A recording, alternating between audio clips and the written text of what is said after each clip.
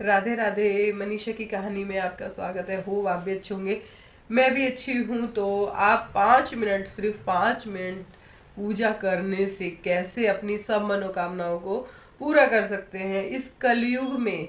इस कलयुग में, आज के इस कलयुग में हर चीज हर किसी को नहीं मिलती।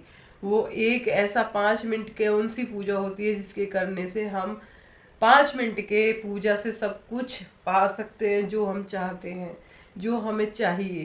तो पूरी वीडियो वॉच करना, पसंद आए तो लाइक शेयर करना और सब्सक्राइब कर लेना, क्योंकि ऐसा होता है वीडियो अगर आप लाइक करते हो या फिर आप कमेंट करते हो या सब्सक्राइब करते हो तो मेरा कॉन्फिडेंस जागता है और मैं उस पर और अच्छी वीडियो बनाने की सोचती हूँ, क्योंकि मुझे ऐसा लगता है कि सब लोग मुझे देख रहे हैं, पसंद कर रहे हैं या इन्हें मुझसे कुछ ज्ञान मिल रहा है, तो मैं वीडियो बनाती हूँ। तो बस अगर आप लोग वीडियो देखते हो तो लाइक ज़रूर कर दिया करो और जो नए हो वो सब्सक्राइब कर लेना, क्योंकि देखो मैं तो एक बात जानती हूँ, अगर मुझे थोड़े सा भी कुछ आता है तो मैं चाहती हूँ वो दूसरे को भी आना चाहिए, उसको भी पता होना चाहिए। अगर मुझे कुछ पता है तो जो मैं जिंदगी में अनुभव किए हैं, जो मैंने सीखा है अपनी जिंदगी से, वो सब कुछ मैं आपको बताती हूँ। मैं कुछ भी ऊपर से नहीं बताती, कुछ भी ऐसा नहीं बताती जो बस सुना सुनाया हो। वो सब कुछ वो बताती हूँ जो मैंने अनुभव किया है या अपनी जिंदगी में लागू किया है। तो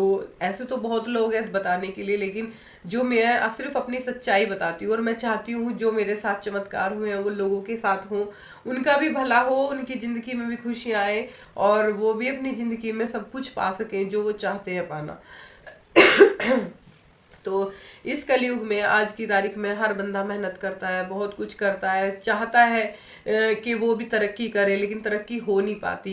लोग कहते हैं भगवान नाम जप करने से होगा भी क्या, भगवान नाम से कौन सा हमें कुछ मिल जाता है। अरे भैया, अगर आप करके देखोगे जब तो आपको पता चलेगा क्या मिलता है क्या नहीं मिलता।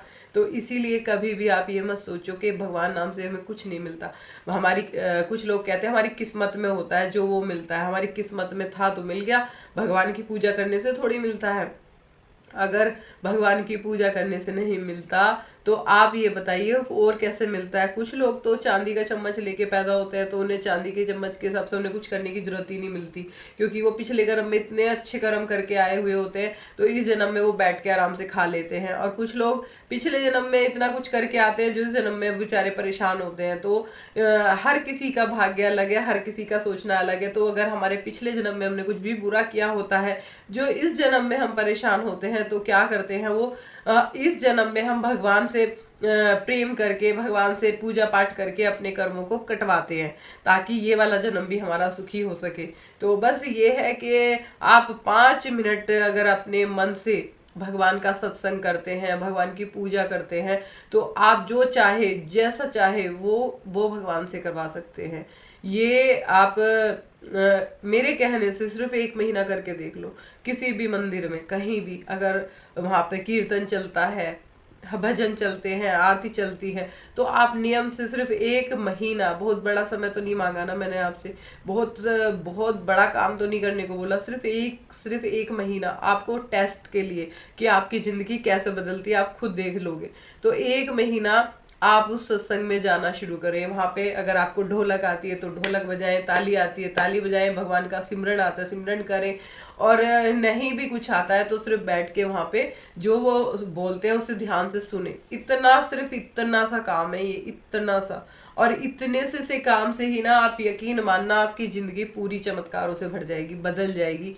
आपने सोचा भी नहीं होगा कि मेरी जिंदगी में इतने बड़े बदलाव आएंगे, क्योंकि सत्संग ये होता है, भगवान हमें पॉजिटिव एनर्जी देता है। हमारे जितने भी बुरे कर्म होते हैं उस सत्संग से, उस ताली बजाने से ना, ये हमारे पूरे ग्रह जो होते हैं वो चक्र, 5 के 5 चक्र एक्टिव हो जाते हैं सिर्फ ताली बजाने से। तो इसीलिए सत्संग में जाने से हमें ये लाभ होता है कि हमारी जिंदगी पूरी बदल जाती है।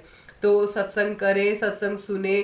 कुछ लोगों के घर में क्या होता है, बुराइयां चलती हैं, लेकिन उन बुराइयों से क्या फायदा होता है, कभी सोचा है? जो लोग ज्यादा बुराइयां करते हैं वो गरीबी की तरफ जाते हैं, उनके ऊपर कर्जदारी बढ़ती है। उनके घर में, आप यकीन मानो कि किसी को भी नोटिस करके देखना कि जो बहुत ज्यादा बुराइयां करते हैं उनके ऊपर कर्जे कभी खत्म नहीं होते। क्यों? क्योंकि वो अरे भाई, दूसरे आदमी की बुराई तुम क्यों कर रहे हो? तुम करोगे, तुम पे कर्ज बढ़ रहा है। अगर तुम उसका बुराई छोड़ के भगवान की बातें करोगे तो तुम सुख पाओगे।